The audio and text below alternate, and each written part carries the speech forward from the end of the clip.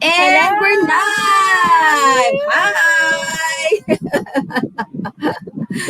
How are you, everybody? How's everybody over there? I think people are quite surprised that we've been coming in quite regularly now. Yeah, We're we being really so have to make this responsible. a regular thing so that, people who want to be with us and discuss with us and just exchange gossips about the latest and try to understand what's been happening around. They can also plan their schedules ahead. We've been quite bad in the last couple of months that we haven't really been announcing beforehand that we're going to have an episode. So people are also, quite confused that they haven't planned their days yet. But now we try to be good in coming up with a schedule. Yes, I was just sharing in my Facebook that we're live, join us. So Oh it's yeah, always really I have exciting to have people to. here. Yes.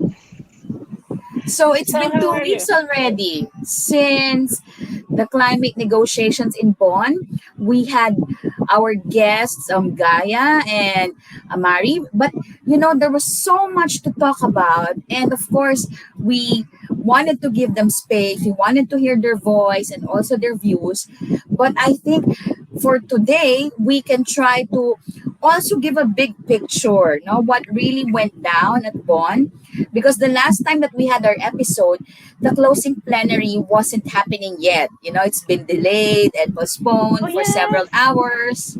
Do you still remember that? It was so shady in my head, but now it's coming back. Yes, but I do remember that um, we had dinner and then we went back to our place to fix our suitcase because we were flying out the following day. But then you went back to the venue, to the conference, and you stayed there until the really, really end, which was around midnight. But for me, I was watching the webcast while fixing my suitcase. And I remember that we were texting each other because I saw you several times on the screen. Yes. And the thing with this bright hair is that any speaker that is speaking in the plenary is just underwhelmed. Their image is underwhelmed by my massive hair. So it's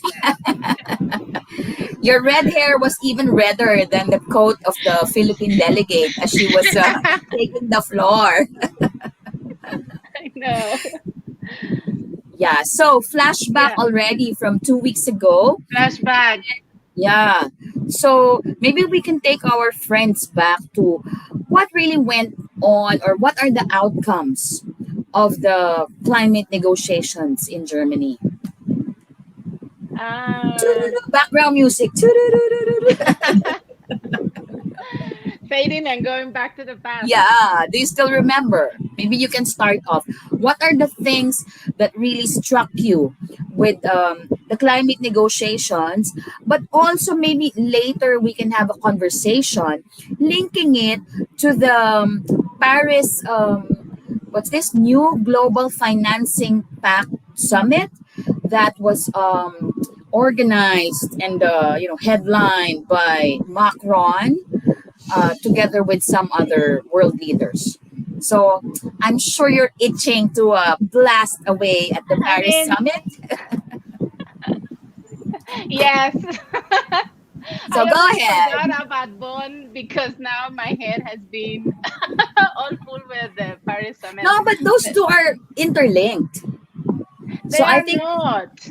well, the Paris summit was prompted by the call of Barbados Prime Minister Mia Mottley, to reform international financial institutions because developing countries are having a hard time, meeting their development needs, providing for their people, but also responding to the need for climate action. Yeah. Emilia, don't walk out on me. No, yeah. Yeah, so many things in my head.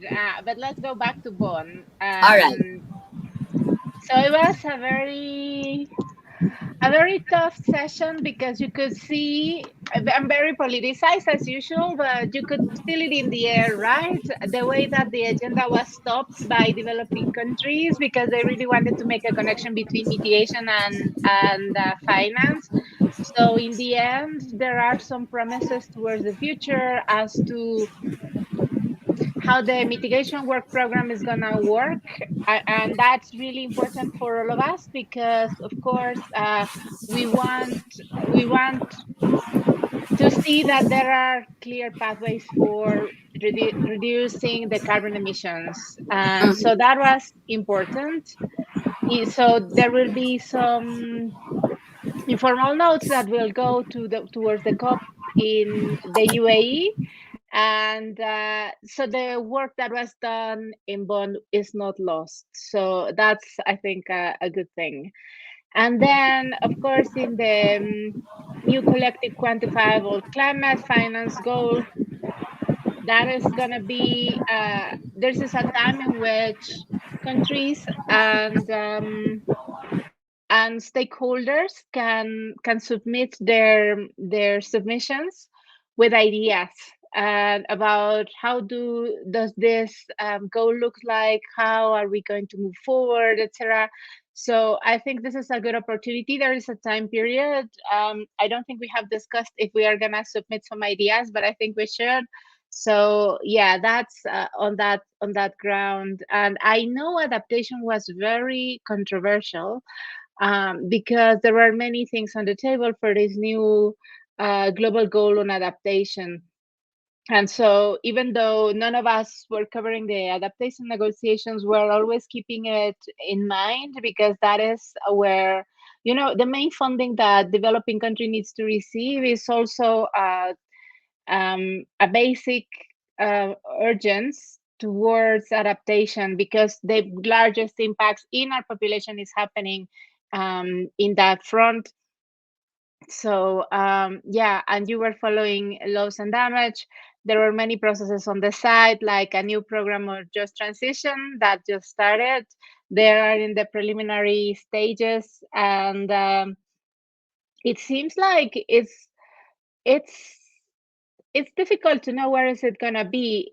Maybe it ends up in something technical on advisory, whatever. They love those such bodies. Some people were saying, oh, we want a fund for just transition, and I heard developed countries saying over my dead body. So they're really not very keen in delivering any sort of funding in anything. So yeah, so let's see how the just transition pathway goes. And I also wanted to talk about, well, I don't know if you want to talk about loss and damage before I move on to the issue on civil society. Okay, so I think for the benefit of our friends who are just tuning in and maybe spacing out right now because we already rattled off just transition, mitigation work program, adaptation, etc., etc. So in between the COPs, in between the big climate conferences, there are intersessionals happening. So from COP27, some of the things that they agreed on and decided will be carried forward at the intersessionals. So that the technical work can happen and then they have some conclusions which will again be forwarded to COP28. So that's how the pace goes. No? So they say that the intersessionals are really very technical sessions, which is true. No, because there's a lot of technical discussions happening, but behind those technical details are really huge power dynamics at play.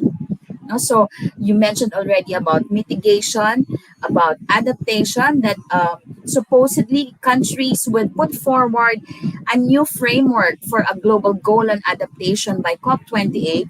I think they've already had several workshops, but still not coming close to having something to present at COP28, no, in terms of a framework that could be negotiated and agreed on and debated at COP28. So that piece of work is still going to continue when we go to Dubai.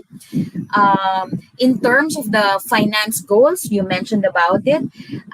There are upcoming climate finance workshops. No, workshops are a fancy way of what? Workshops is a talk shop, not really working, no?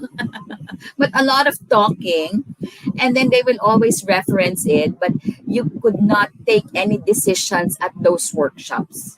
No, it's just Tell us, because for I think learning. you're gonna go to a workshop in Bangkok on this. Tell us about it. Yes. So I'm super excited that I'm going to miss the high level political forum in New York because we decided that it would probably be better for me to go to Bangkok. Number one, carbon emissions, it's quite less than traveling all the way to New York just to listen to all of those member states saying we have not met our SDG targets, but also because climate finance is very much, the huge topic in the negotiations. I think everywhere it's about finance. So in Bangkok, there will be a workshop on the transitional committee for this loss and damage fund, because they're also working on a deadline that by COP28 there would be uh, discussion and debate on the governing instruments of this new loss and damage fund that will be established. So they have to speed up that piece of work. And then there's also another workshop on the controversial Article 2.1C and Article 9 that we talked about in the previous episode. And that would be aligning all climate finance flows with the goals of the Paris Agreement, which for developing countries, we cannot talk about alignment per se without the provision of actual finance. So it When is goes that? down again. When is It's that? happening in July 15, 16, and then 18, 19, and then 2021. So those are three climate finance meetings back to back. So I guess No, but you it's mentioned going to only be two. You busy. said the Yeah. transitional committee and the Mm. 2.1C. Which one is the other? Yeah. The other one is the meeting of the Standing Committee on Finance. Yeah. So I'm That's a sure bit there more are boring. these are That's these are the same people. that's not as exciting as the other two. Because I mean, Well, it's important. The Standing Committee on Finance is the body that oversees all of the mm, finance entities under climate change, which is, I'm just saying, it's not as exciting because the other two are very new, right? Like you see history yes. happening in front of our eyes.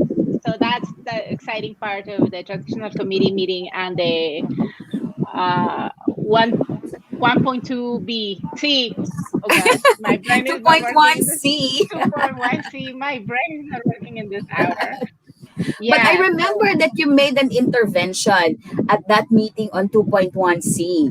And I yes. think the facilitator was quite struck, no, that Emilia Reyes was just, firing away. What are her thoughts about all of those climate finance flows? Yes. I wish I could be there on that one. That one is really interesting. But by that time, I'm going to be in Rwanda, so I won't be able to attend. Mm. For Yeah, the okay, Women let's Deliver conference, no? Women Deliver Conference. Yes. But okay, let's not move ahead. So interesting. Let us know, because there is also a now it's a period for submissions for the 2.1C actually. So I think civil society should be very mindful and organize a submission on that. I know Eurodad was organizing something on that, which is super important. So I think civil society really should make the best out of this opportunity Mm-hmm. because it's a Yeah. brand new discussion. Mm-hmm. Okay, let me talk very quickly about civil Yes. society before moving Of to the course. summit. Because, as I mentioned in the last Despise Girls session when we were in Bonn, there was this data that came out that about 60% of the people attending, 65% attending the climate change negotiations are from the global north, and the rest are from the global south.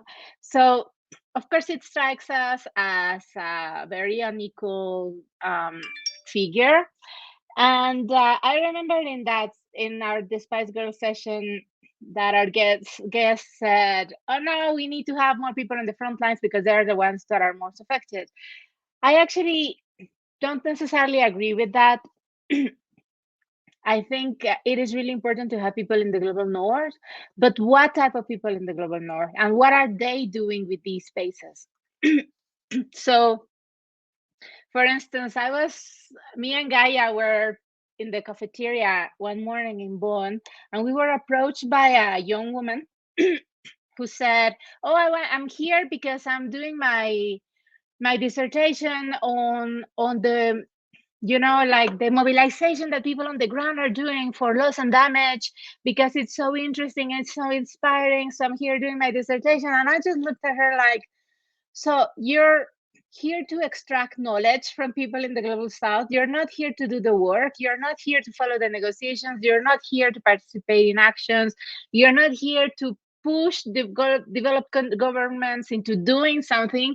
You're just here to extract, and you're just here using a place in this venue, right?" So I'm sorry I'm being too harsh, but we don't need that type of people in the climate change space, especially because there has been an increase in demand to attend the COPs.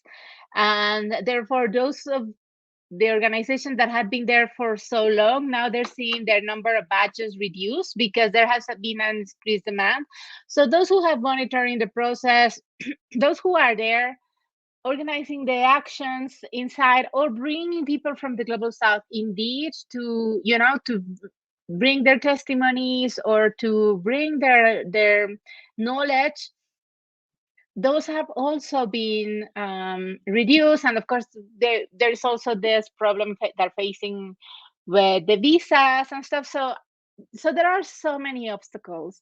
And I've also seen global north organizations sending people just for a couple of days because they want to arrive to their side event, or they want to organize a meeting.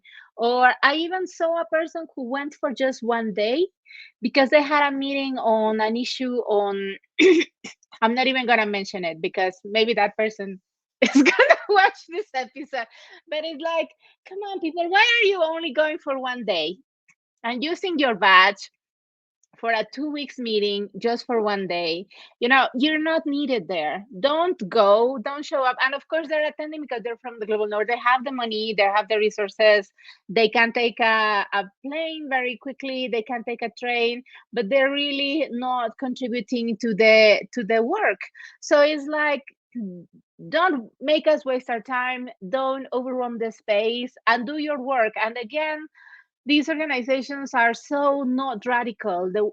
Even the ones that are there are not radical enough for the type of work that we need from developed countries. So I would invite people not necessarily to overwhelm the space, but really, if you're gonna go, make sure you're gonna be there for the right premises and the right reasons. And that is to push the governments to monitor them, to be watchdogs, and to really be radical and start in alliances with the global south. So yeah, that was my rant. uh, But let me add on to that, no? yes. Because every year there's an increasing number of organizations applying for accreditation. Yeah. So they get accepted. And the number of badges is not expanding. So let's say you have 3,000 badges for all NGOs. If there are more NGOs that are getting accredited, they would also, have a slice in that already small allocation. And I guess what Emilia is saying is that, these are very limited badges. And if you're not going to make full use of it, to organize, to advocate, to lobby, etc., then you have to rethink your privileges. Check your privileges, Global North, civil society. Because for us, from the Global South, we value these spaces and we value, the opportunity to have our voices, to have our analysis and demands be brought forth in this space. That's why even if it's a long 2 weeks, we stay there for the whole 2 weeks, not because we like the negotiations, but because we realize that this is such a privileged space that we are in, and that we should, try to see how much noise, how much advocacy we can do there. And of course, reporting back to the larger constituency out here. So I hear you, I feel you, and I hope, some of our Global North colleagues would also think hard. You know, you don't just go to the negotiations for your side event. Your side event where there are only, what, 10 people attending, which is also live streamed anyhow. Yes, or people, like, oh, I'm here to do videos for TikTok, and they're following around the negotiations. Like, no, no, really, no, stop it. Or people, yeah. But also this issue about the new accreditation, that's gonna take me to the other point on the Paris summit. But is that many people is saying, oh, there are so many emergent things, so now I'm gonna go to the COP. And especially, for instance, for the people in the economic justice movement, that they're very timely now seeing that they need to engage more on this discussion, is like, welcome, thank you so much, you're very much needed, but don't come to the COP. Like, this is not a space. We have been saying all this time that the mandate of the UNFCCC is very reduced, and they're very limited in their capacities, because there has not been any mentions on fossil fuels, not mandates on fossil fuels, etc. But there are so many things happening in the outside world, in the real landscape of the economic financial architecture, in which we need to be targeting all of these spaces, like the IMF, the World Bank, the issues on debt, tax with the OECD, trade, etc. That's where we need people. And so they're coming here to the COP for the first time.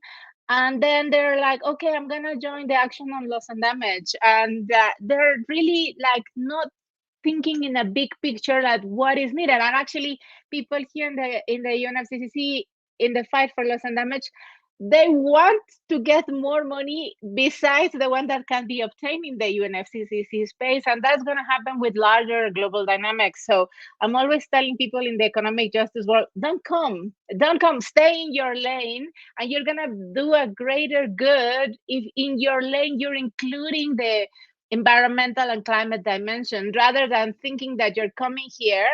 And of course, they're organizing their side events, and they're removing space from others who have been there, or new people that is gonna come to really bring an added value to the space. So I'm just saying, if you're not really working on issues on the under the mandate of the UNSCC, don't come. You're not needed there. Yeah, it's not that we're being rude and we don't like you, but we need you in a different space. Don't come to the UNSCC. I know the climate justice folks are one cool, fun bunch. That we really people see that we're organizing all of these amazing actions. We laugh. We're very powerful. But yeah, I can't help it that people want to feel that they want to belong in this space also. But I get your point. But I think, we know that the intercessionals did not really yield very positive results. But I think one win that we could say in the SB 58 was this statement from the UNFCCC Executive Secretary that beginning next COP and for the succeeding climate negotiations, everyone would have to disclose their affiliation. What does it mean? When you register, you will be you should be able to disclose whether you're from an NGO, you're from local government, or if you're from the fossil fuel industry, Yep. because there have been lots of documentation already that these big fossil fuel lobbyists are able to come to the climate negotiations and sometimes even be part of delegations, which is a fundamental conflict of interest. Like, how can you negotiate on climate change coming from the fossil fuel industry that has caused and exacerbated climate change? So that's one good thing.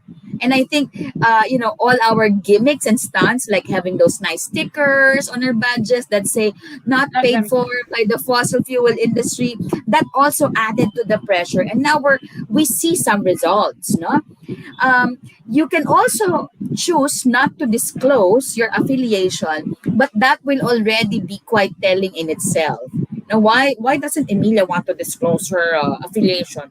Maybe she's been paid for by the fossil fuel lobby. So that's one thing. I No, need it's money, please buy me. I can be bought please. off. Give her the Remember that house. conversation we had? No, The just Despise Girls kidding. going No, to the dark side. no, but at least that's one good win that we could say was brought about by the civil society actively, fiercely campaigning inside the spaces, no, for conflicts of interest. So, yeah, we it's huge, but it's just the start. No, next time we kick the polluters out of the climate negotiations. Yes, yes, it's not radical enough, but it's a step.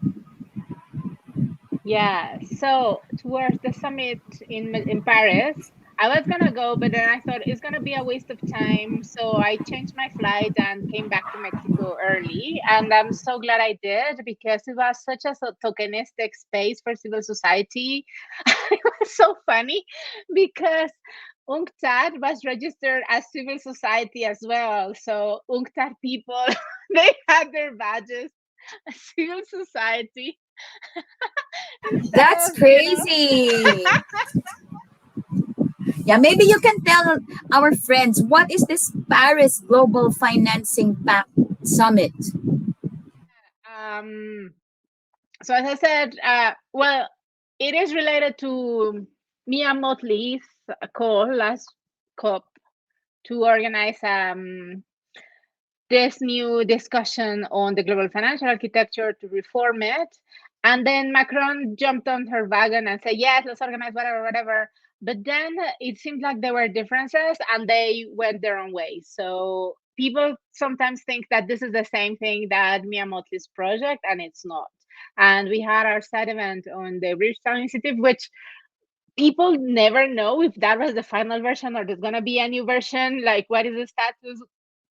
Like, so many things left unclear in that trend. But then going back to Paris, then at some point Macron said, we're gonna do it in alignment with developing countries, whatever. And then there was Modi on in the picture, right? So they were gonna say whatever was gonna come out with the leadership of India and France. But then Modi also went away. So now it was just Macron, and it was very strongly organized by, France with the support of the EU. So many developed countries showed up, but even in the list of countries who attended is not clear because sometimes they say 23 and then it expands to 30 countries who endorse something. But then who are there to register? And again, they said that this is something with developed and developing countries, but it turns out that developing countries only got the final versions of the paper when they arrived, whereas these papers had been negotiated for some months ago. And for instance, Yolanda Fresnillo, we only had two representatives in the working groups. I said we only had two representatives, I say civil society, there were working groups, and Leading Actil was one of them. Yolanda was another one. And in the end, Yolanda didn't even get her registration. So it was insane. She I had been heard. following the entire process. It's ridiculous. In the Ridiculous. end, she was not accredited, no? She wasn't. And lucky for her, she wasn't because people showed up. There was a fancy dinner with champagne in a boat, and everybody showed up to the dinner. And then the next day there was a full day session with a concert in the evening, and people in the concert invited Ajay Banga. They invited, all of these horrible people that were giving speeches, and it's like, why are you inviting them? Like, who are you giving the space for? Like, why are you making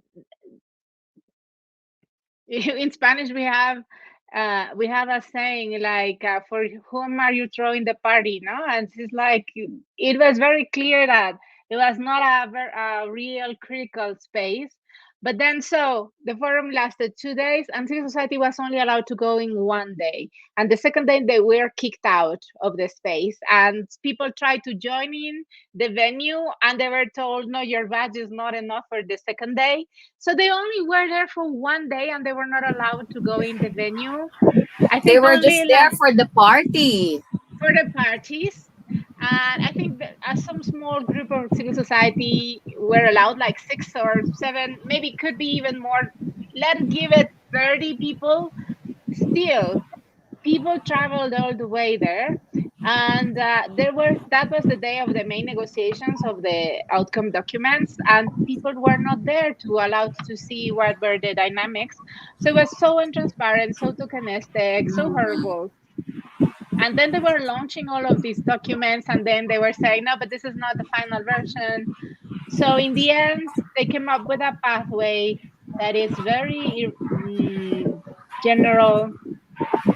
The main document is just a ratification of the same old things, like the common framework for debt, the second pillar of the OECD for tax. So, Mm. like strengthening all of these already existing powers, and actually trying to center even more the IFIs, like the World Bank and the IMF, and all of the multilateral development banks, MDBs, so centering them even more into the global dynamics. So for me, it was not only a failure, it was actually a negative outcome, because not that nothing happened.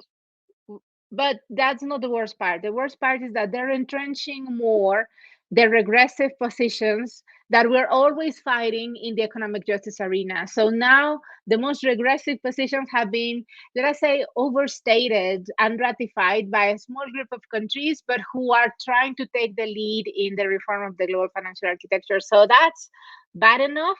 And I'm really angry at that. And also angry at developed countries, NGOs and INGOs who went there and who were cheerleading all of these spaces and saying yes, because we need Paris and Macron's leadership. And like, no, we don't need Macron's leadership. He is really in bringing an illegitimate process, and we don't need more developed and colonial countries to come here to tell us how the world is going to work. So the only positive things were as Yolanda rightly mentioned in a webinar, the positions of the developing countries. I don't know if you've seen the videos of those countries. They're super powerful. Yeah, I've seen some of them, especially the president of Kenya. Kenya, yes, and I mean even Petro was really interesting. He's proposing something completely different that is like, oh well, it took a lot of imagination to get there, uh, and it's quite moderate, not as radical as we would have wished from Petro, but still none of their proposals of developing countries were taking on board. So they were actually quite forced to endorse some documents, and in the end it was a failure. It's like nothing new is coming. And when they were saying, oh, we have new outcomes, oh, you heard that they were saying, oh, we have the great outcome is that there's going to be a 100 billion replenishment of the green climate fund, and this is going to be achieved for the first time. So, and they were playing that as the best success, and it's like, no, they owe all of those millions from past years. It's like they're just meeting the basic, most decent target because they committed to it 13 years ago. Like, no, that doesn't count. Are they really delivering on all of the money that they owe for the past 10 years? No. So it's like, yeah, don't get me started on Paris. Yeah, I think there was such a lot of hype, no, about what this summit could deliver. It's like when you order something online, it's like expectations versus delivery. But we already said right from the start that this Yes. is an illegitimate space, it's an illegitimate gathering that further undermines the already weak position of the UN, of the whole multilateral system. And summits like this, I think it would benefit Macron if it were an election year or if elections were coming up soon, because it gives him such a good profile, amidst all of the protests on against the pension cuts and the cost of living crisis. He needed this moment to show to the French people, I guess, no, primarily, that he still has that convening power and take the global center stage and come off as a global champion. I think it was a very expensive PR ploy for Macron, no? And I hope that people would see through um, the disappointing outcomes. Of course, it's expected to be disappointing because it's not a negotiations. People just come up and just say whatever nice things they want to say. But even Yeah. then, no, I see that there were no joint commitments undertaken. Like in this big summit, it's like, okay, the G7 together, collectively, we pledge XXX amount. There was nothing of that sort. No, it was individual countries coming up to the stage and making their huge announcement. And then on the other hand, developing countries were um, quite disappointed, that none of their critical views ever made it to the Yeah. outcome document. It's like, hello, you invited us, we said our piece, but you did not even hear us out, not even the decency to put that, in the outcome document, that some views, some critical views, or, something like that, or some questions. So it was a lot of hype, a lot of promise, but in the end, it will fall short. Because number one, it's an invitational space, Not everyone gets invited to the party. No, and now there are negotiations happening in the UN about the high level dialogue on finance and the summit of the future, etc. So Mm, many processes that are happening in the UN, and the EU came and said, "Oh, we want to include to welcome the summit, the Paris summit, and whatever, whatever." And immediately, so many countries from the south jumped in and said, "Like, that's not universal. Nobody invited us. That was such a reduced number of exactly. countries. We're not gonna recognize that in the UN period." And of course, it Exactly. didn't make it through the document. So that was good. It's like, my gosh, how can they even have the gall to reference that in a UN document when the process was clearly not not really multilateral, but something that one head of state's hugely bloated ego. And France is a very colonial country. I'm reading Silvia Tamales' book on decolonialism and Afrofeminism, which is amazing. Everybody should just run and get it now. And she's explaining what happened with the tax dealing with the former colonies of France. So it turns out in the beginning, France with the franc said that they were going to back up their new currencies as long as they would give France some security for the currency. So they had to give the tax bill for the currency was 60% of their national revenues yearly had to go to France, 60%, and then 15% more for backup. So as of now, the former colonies of France who have francs in their territories, even though France is now with euro, they need to submit like 75% to 80% of their national yearly national income to France, and they remain with the remaining 20%. And this is, I don't know why nobody else is talking about it. This is scandalous. And so Silvia Tamales states how many countries, in many presidents across time, like Jacques Chirac and stuff, they have said how critical it is for the survival of France's economy to keep this bond with the former colonies. And so it's just outrageous. So they're just disgustingly imperial. So just fix that. And they're so oppressive. And you saw the images yesterday of this policeman killing a teenager. And now the entire country is under revolt. And it's like, get it together, people. Really, we need people in the global north to awake and to fight really strongly against not only the oppression that you're living in your territories, but also to free people from the global south. Like, if you're gonna decolonize something, decolonize the south. Don't center yourselves in the middle of the struggles. We know you're going through much, but you also need to center the real exploitation that has been happening for so long. So this whole issue with Macron is just disgusting. Well, it's a good thing you decided not to go to Paris, because I Yes. think it would have been such a, you would have been Oh, cursing. You might have been oh. arrested. Well, I told you, and Rina, we miss you. We're gonna go Yeah, to but the you'll be President together dinner. in New York.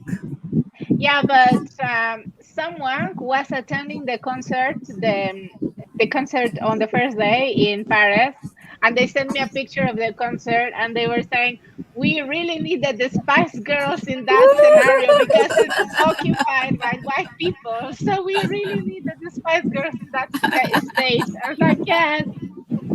Yeah, of course. If you need the soul and the fire, you need the Despise Girls. So let me just tell you very quickly. It's been so interesting. The people who knows the Spice Girls, we think they know us, but they don't. So no, it's just that it's so funny because I was talking to someone some months ago, and I was telling them about people who follow the Despise Girls, and she said, "Well, that's so interesting because there are only 3 animated videos of that, so they're cartoon characters. So why are they interested in following the Despise Girls in other moments of the year?" And I was like, "No, because we have a live space every 2 weeks." In Facebook, and she didn't know about that, Mm. and that was so funny. And then I met another person, and I said, so we're gonna organize a screening of the Despise Girls videos in HLPF in New York. So stay tuned for that, audience. But I was saying we're gonna organize a screening, and she was like, "Okay, but what are you gonna screen if you just showing up, to tell the updated things? But what are you?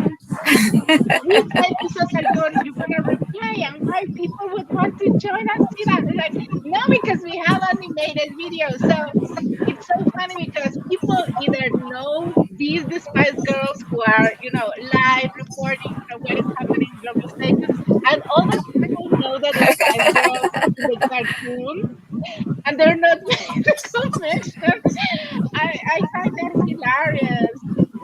It's so So they can't strange. reconcile, are the Despise Girls real people or just cartoon characters? I find it so funny. So Yeah, but funny. it also shows that we should probably be, you know, trying to imagine how to be better at what we do, at reaching out to other groups, other communities, Yes. because I think, you know um, people would appreciate this kind of conversations that really doesn't limit itself on the boundaries of what can be imagined. Like people say, you have so many episodes already, so who writes your script? um Nobody does. Of this discussion, like our chats, nobody. Yeah, No, Initially, we had some structure, no, some outline of how we want to develop the topic, but that was like 2 years ago. I think no, and now we've evolved. we left the scripts. We were improvising all the time, so it was like, yes. No, to me, this idea of these conversations was always having something more fluid. I didn't want it to be rigid or yeah. So yeah, it's going the way I really envisioned it. Just let me tell you where Rina is and why Rina hasn't been showing up. But Yes. Rina is in this most amazing meeting right now. She's in Cape Town. She's attending a feminist meeting to prepare a strategy towards trying to enforce the process of a binding treaty of human businesses and human rights. So it's just mind blowing. And then there's gonna have a free day. Rina, I know all of your schedule. And then they're Oh. gonna meet with the Gender and Trade Network, which are Mm. just superstars of the feminist movement. When you see that list of who's attending, it's like, oh my gosh, all of them Wow. goddesses.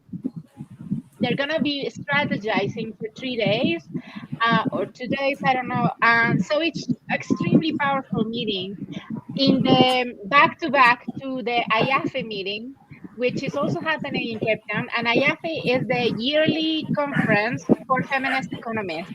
So globally, feminist economists are meet together once a year. And so all of these networks that are meeting now, and then the Gender and Trade, and then IAFE, they're trying to. It's like a huge gathering of the feminist global movement, and it's I just can't contain my emotion. My emotion. I had a problem with the visa, so I'm just gonna show up until IAFE. But I'm so excited to hear that all of our colleagues are meeting now. Nice. I'm sure it's a very colorful and vibrant gathering. No? Amazing. Amazing. I can't Yeah. wait to hear what they're coming up and all of the things that they're going to be steering, because they're strategizing again for the first time in person after the pandemic. So we are going to see them coming back renovated and with a lot of drive. So let's invite one of Ooh. them to keep on telling us about what are they going to do. Yeah, we should. We should have a guest Yes, from to share us the juice. exactly. Yes. So next, after that, we're gonna be in IAFI. I'm gonna be in IAFI, and Denise is gonna be in IAFI. And Wow. then we're gonna go to HLPF to New York. I'm gonna go for 1 week, and we're gonna have that screening of the animated video of the Despise Girls. So stay tuned, people. If you're gonna go to New York, come and join us. Have popcorn. We're gonna organize it with RLS, but also I'm trying to organize it with the End Austerity campaign. So because all of these messages in these animated videos are extremely related to the problem of austerity and how we cannot tackle climate change, we cannot ensure women's rights, we cannot ensure public services for all if we are living under austerity measures. So we're gonna be organizing that. And you're gonna be in Bangkok in the Yes, meantime. of course. And I'm sure I will tell the folks at RLS to provide some popcorn and drinks while we have our We special need screening. popcorn. Yes. Yeah, I already told them.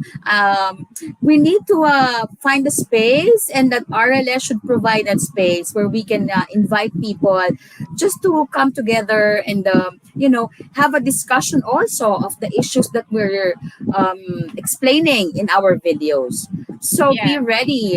It's going to be on climate. It's getting hot in here. And then the second Yeah. video would be Sheroes, the mighty Yeah. Sheroes. And then the third would be uh, People The and Planet ultimate over Profits. yeah, the ultimate partnership for people and the Yes. planet. PVP. Yeah. So it's so nice. I'm sure we should be coming out with the invites already so that people who would be coming to New York would know and Yeah. block it off their schedules. Yeah, so let's organize that.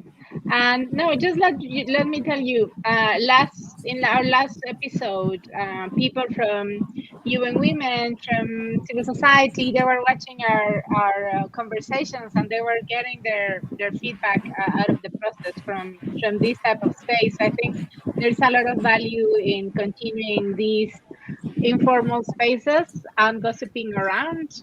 So yes. I'm sure there would be lots of gossips for the HLPF. Make sure that you do an episode while you're both there with Rena. Yeah, Rina and I are gonna be there. We're gonna miss you. I don't know why we haven't been able to meet together, but I mean, HLPF.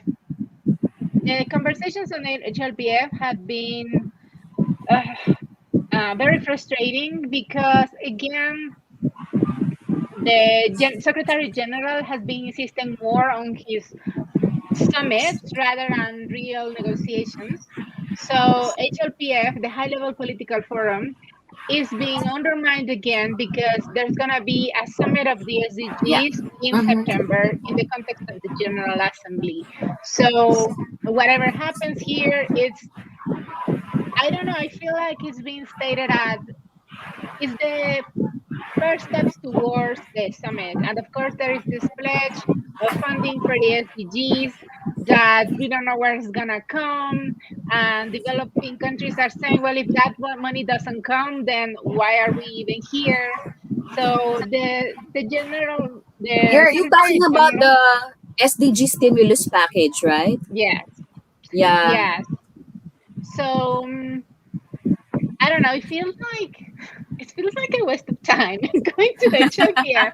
I know many people is excited, but it feels like a waste of time. Like the first week, the agencies delivering the reports, and of course, many things are happening. And of course, we need the fulfillment of the SDGs, which is the starting point for so many issues on the justice agenda.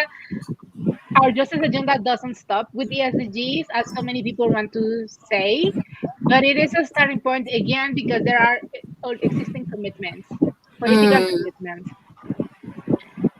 So that yeah, is so uh, true. And you know what? I was just remembering, I was speaking at this webinar the other night, and I read an article that talked about the gender snapshot, progress on the SDGs from a gender lens. So it's like it will, they say that it will take up to 286 years, no, um, for the SDG on gender equality to be achieved given the current rate of progress that we're having. So it's like that's so reassuring, no. the world is we're gonna s- end even sooner than that. yeah.